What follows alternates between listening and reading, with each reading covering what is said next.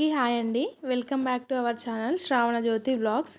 Chicken dum బిర్యానీని ఒక్కసారి ఈ ప్రాసెస్లో ట్రై చేయండి. చాలా టేస్టీగా ఉంటుంది. అలాగే ప్రాసెస్ కూడా చాలా సింపుల్గా ఉంటుంది. మీరు ఫస్ట్ టైం చేసినా కూడా చాలా పర్ఫెక్ట్గా కుదురుతుంది. ఇప్పుడైతే ఈ బిర్యానీ ప్రాసెస్ అయితే చూసేద్దాము. ముందుగానే 1 కేజీ చికెన్ని నీట్గా వాష్ చేసి పెట్టుకోవాలి. ఇప్పుడు మనం బిర్యానీ ఏ గిన్నెలో అయితే ప్రిపేర్ చేయాలనుకుంటున్నామో ఆ గిన్నెలో మనం ముందుగా నీట్గా వాష్ చేసి పెట్టుకున్న చికెన్ని వేసేసి అందులో పెరుగు, అల్లం వెల్లిపాయ పేస్ట్ ఫ్రెష్గా ప్రిపేర్ చేసింది వేసుకోండి. టేస్ట్ చాలా బాగుంటుంది. అలాగే పసుపు, కారం వేసుకునేటప్పుడు ఎలా వేసుకోవాలనేది ఒక చిన్న చిట్కా అండి. మనం కేజీ చికెన్కి మామూలుగా కర్రీ వండినప్పుడు ఎంత ఉప్పు ఎంత కారం వేస్తామో అలా వేసుకుంటే మీకు స్పైస్ అనేది కరెక్ట్గా సరిపోతుంది.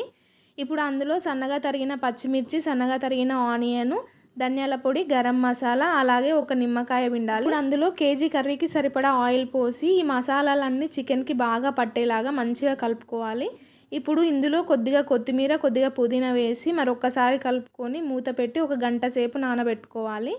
ఇప్పుడు ఇది బాగా నానేలోపు మనమైతే మిగతా ప్రాసెస్ అయితే చేసేద్దాము. ఇక్కడ నేను 1 కేజీ చికెన్కి 3 గ్లాసుల రైస్ తీసుకుంటున్నాను. ఈ రైస్ అనేది 1 కేజీ కన్నా కొంచెం తక్కువగా ఉంటుంది. మనకు బిర్యానీలో రైస్ కన్నా పీసెస్ ఎక్కువగా ఉండాలి అనుకుంటే ఇలా తక్కువ రైస్ తీసుకోండి.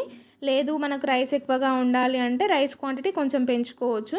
ఇప్పుడైతే దీన్ని నీట్గా 2 టైమ్స్ వాష్ చేసి వాటర్ పోసి పక్కన పెట్టుకున్నాను. ఇప్పుడు 1 అర్ధగంట నానాలి. ఒక హాఫ్ అన్ అవర్ తర్వాత ఒక గిన్నెలో మనం సగం వరకు వాటర్ తీసుకొని అందులో బిర్యానీ ఆకు, పచ్చిమిర్చి, యాలకులు, లవంగాలు, దాల్చిన చెక్క, కొత్తిమీర, పుదీనా, కొద్దిగా జీలకర్ర, ఆయిల్, అలాగే కొద్దిగా నిమ్మరసము, ఉప్పు వేసి బాగా కలుపుకొని ఈ వాటర్ని బాగా మరగనివ్వాలి.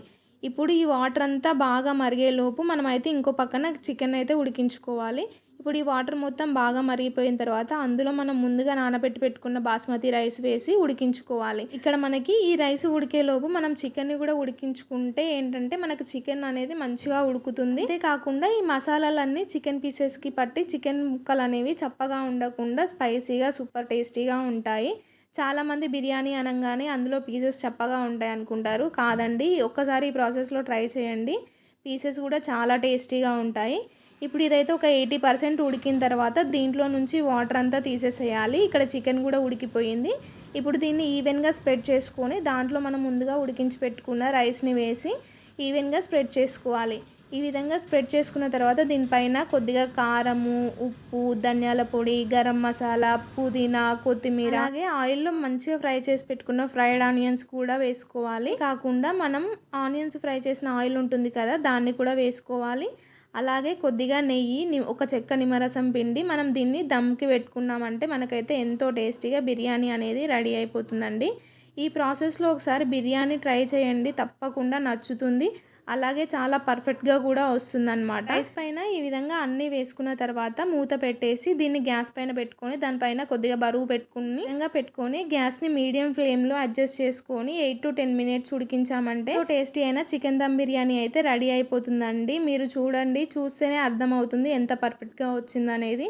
ఈ ప్రాసెస్లో ట్రై చేస్తే కొత్తగా చేసేవారు కూడా చాలా పర్ఫెక్ట్గా చేస్తారు. ఈ వీడియో కనుక నచ్చినట్లయితే లైక్ చేసి సబ్స్క్రైబ్ చేసి సపోర్ట్ చేయండి ప్లీజ్.